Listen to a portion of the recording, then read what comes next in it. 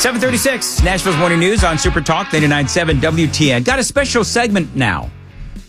I've been looking forward to this for a long time. As you folks know, if you remember my show on middays, I like to nerd out on some stuff, and this is one of those moments. Stuart McWhorter is joining us now. Stuart, you are the Commissioner of Economic and Community Development for the state of Tennessee. We're going to talk about tariffs and how they will impact the state of Tennessee.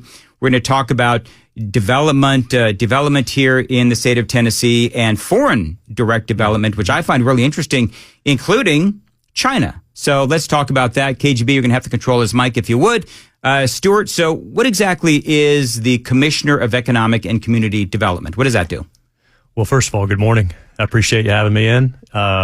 So my role essentially is head sales officer for the state. So you are an advocate for the state of Tennessee. That's right. And we work with lots of agencies across the state, but our main job is to attract business to our state and work with current companies in our state to expand, which about 70% of the work that we do is around expansion. So companies that are here like doing business in Tennessee. I'm going to ask you about Oracle here in a little bit, because that is a huge success story. But so a big part of what you do is you try to bring jobs to the state. And there is just, I talked about this the other day. A list came out of the best states for business, and it turns out Tennessee is right behind Texas and Florida, which is obviously great. And I will point out conservative states as well. Yeah, and no income tax states. No income tax states, that's right. So tell me about how we end up getting on one of those lists. Well, it didn't happen overnight. Thankfully, we've had decades of great leadership in our state, at the governor's office, with our General Assembly and the legislature. I think it's just a commitment to providing an environment for businesses to be successful, whether that's low taxes, business taxes, low regulatory environment, all those things. We are a state that balances our budget.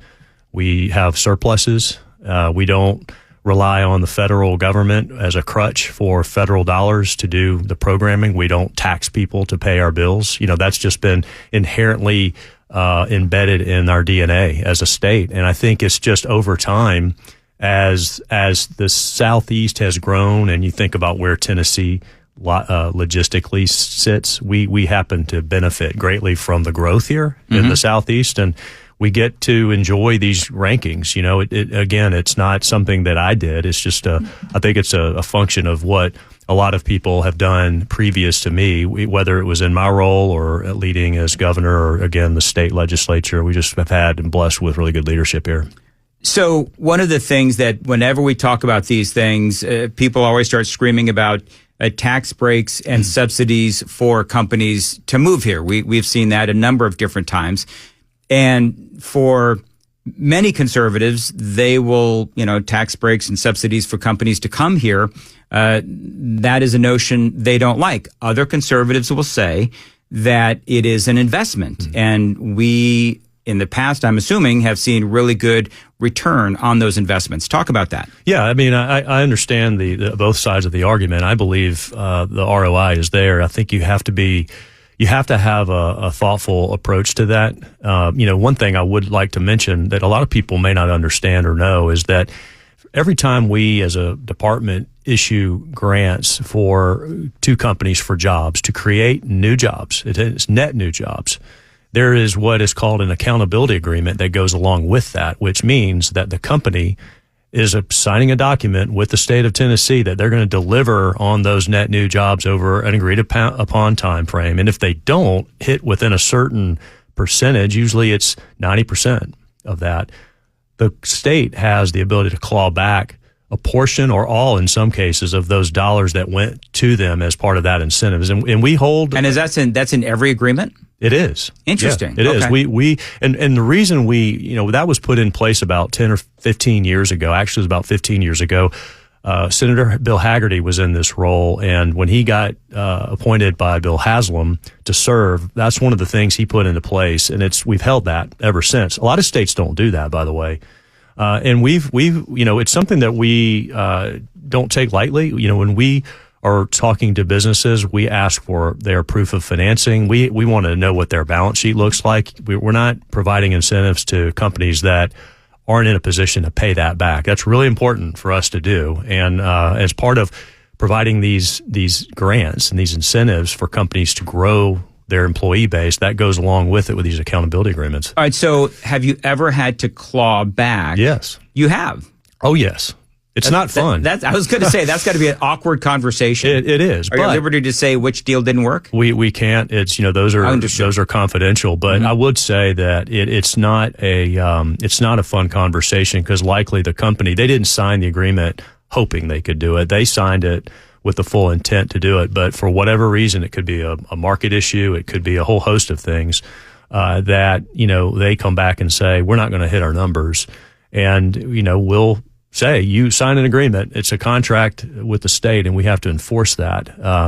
I would say, though, that most companies understand that. There's not a lot of angst over that. They don't like it, but they also realize what they've agreed to do, and they'll pay us back. Stuart McWhorter, the Commissioner of Economic and Community Development for the state of Tennessee. Is healthcare our biggest industry here in Tennessee? It's definitely one of the biggest clusters across the state. There's about a dozen industry clusters that we have focused on, across these last few decades. Automotive is probably one of the largest, and we can talk more about that. But healthcare in Middle Tennessee definitely is. If you think about what's happening, I'm a family product of HCA. My dad spent most of his career over there, so I have a lot of history and knowledge of HCA over its 58 years of history. But because of HCA, there's what's called this healthcare family tree, which is a picture of, it's literally a depiction of over 1,000 healthcare companies right here in Middle Tennessee. Mm-hmm. And it really tells a story about why Nashville and Middle Tennessee has become and continues to be the healthcare Silicon Valley of healthcare, is what they would say. And speaking of which, Oracle. Yeah. So that is clearly huge. They actually, and I thought it was interesting, I had somebody in here from Oracle talking about this a while back, but they decided to move here instead of expanding in Silicon Valley or Austin, Texas. How does something like that come about? Like, do you call them? Do they call you? How does that happen? Typically, we get a lot of inbound calls from CEOs or site selection consultants. And a lot of it, in the Oracle case, you look at what's going on with Nashville and the growth of Nashville, and a lot of it's driven around workforce. An Oracle in particular, they're looking at a city where they can hire talent, and it's a place that's affordable. It's a place that employees want to live and raise a family. As you know, it's the cost of living here compared to other parts of the country is much more attractive. So, that was a opportunity that between them reaching out to us and us going out to the West Coast and talking to leadership at Oracle over a pretty short period of time, developed the relationship and landed that deal. Since the announcement, when the first announcement with Oracle, as you know, about a year later, Larry Ellison was here doing a fireside chat with Senator Frist, and revealed this worldwide headquarters announcement, which caught us by surprise a bit. We knew that they were talking about growing their footprint in Nashville, and the year prior to that, they had acquired a large healthcare company called Cerner, and now it's called Oracle Health. And it all of a sudden started making sense to us and to me about, okay, they're choosing Nashville for a lot of reasons, but I know another reason why that Nashville is attractive is because of what HCA has kind of built and what this community environment looks like. Well, and it definitely adds to our resume of, businesses, of course. It is 7:45. All right, coming up, Trump's tariffs, China, and a whole lot more. The time to check the roads at 7:45 on WTN. 7:46 on Nashville's Morning News today. A high of 88, possible thunderstorms. 68 degrees now on WTN. Stuart McWhorter is joining us, the Commissioner of Economic and Community Development for the state of Tennessee. All right, let's talk about Donald Trump and the tariffs. And I'm just going to ask you just a wide open question, open-ended question. How is that going to impact Tennessee? Well, I think there's a lot to still be determined Yep. in a lot of the discussions. I think companies that we talk to, they still don't really know, and the lack of certainty on that is just sort of puts everybody in a place of wait and see. The good news is, I think, is that, we as a state, going back to our previous discussion, the state is in a really good position. We've been focusing on workforce. We've been focusing on education, making the right investments in infrastructure. So really whatever comes our way, ultimately with tariffs, I think the state of Tennessee is well positioned. The companies that do business here are going to be well positioned. There's a lot of pain right now because of the uncertainty, but because of the fact that we have created this business-friendly environment, I believe we're poised for whatever comes our way. And as I mentioned earlier, automotive is a large industry in our state. We have 4 automotive OEMs, or soon to be with Ford in Blue Oval City. So we're in constant conversation with these automotive manufacturers as well as some of the tier 1 and tier 2 suppliers. I think that they're hoping, and I know President Trump, made some amendments to some of the tariff related to automotive tariffs. That's going to help the companies here as well. Again, getting closer to some more certainty. Yep. But I just feel that we're going to be well positioned for that, and again, making the right investments before all of this started to become really a hot topic. And I would also just say quickly that post-COVID, as soon as businesses started opening back up and things started happening, we were seeing in our department a very strong shift toward reshoring, and it was mainly driven by 2 things: supply chain challenges and just getting product wherever it was globally. So they were trying to shorten that supply chain dependency and get closer to the customer, i.e. reshoring, coming to Tennessee, getting closer to their customer.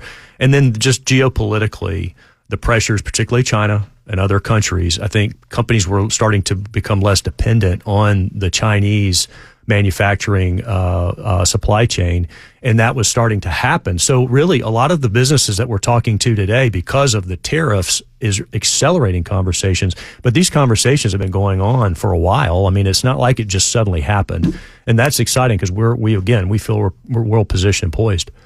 So let's talk about China, because they are, in my opinion, you don't have to comment on this, I think China's public enemy number 1. So when you look at the companies that have direct foreign investment in Tennessee, you're talking about Japan, Australia, South Korea, Italy, the UK, Belgium, the list goes on and on. Number 1, how important is this foreign direct investment for the state of Tennessee, but also China? How embedded are they in the state of Tennessee, and how do we take precautions so that we know that they're not going to hack us, steal our intellectual property, et cetera? Yeah, so I'll first just talk quickly about foreign direct investment. It's something that we've had in place for, again, going back to really Haslam administration and Senator Hagerty when he was commissioner. In fact, we had an office in China for a period of time, and I'll talk about that. But we've put a lot of energy and effort in our foreign direct investment strategy.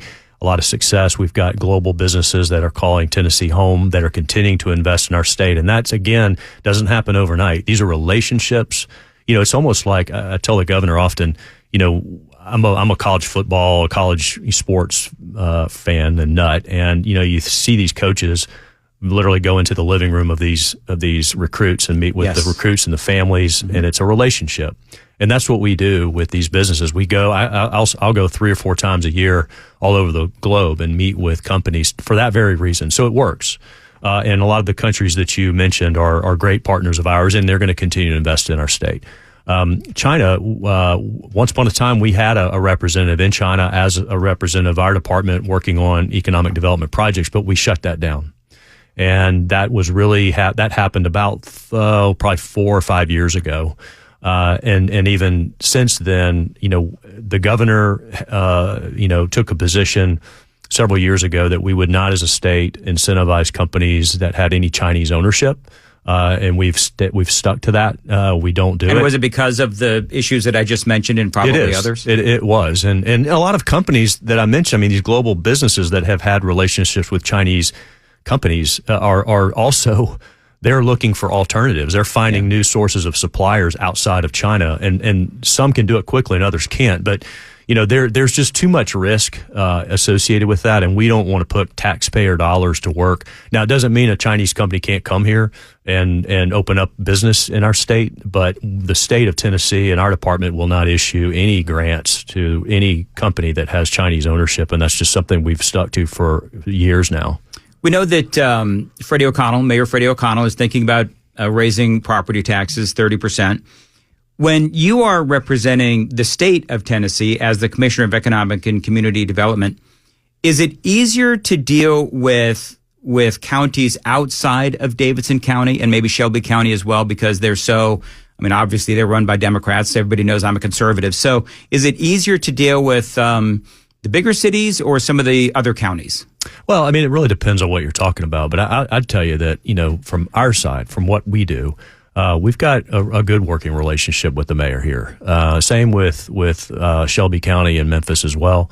At the end of the day, our job is to help these communities recruit and retain high-paying, good jobs, and we invest heavily in the workforce.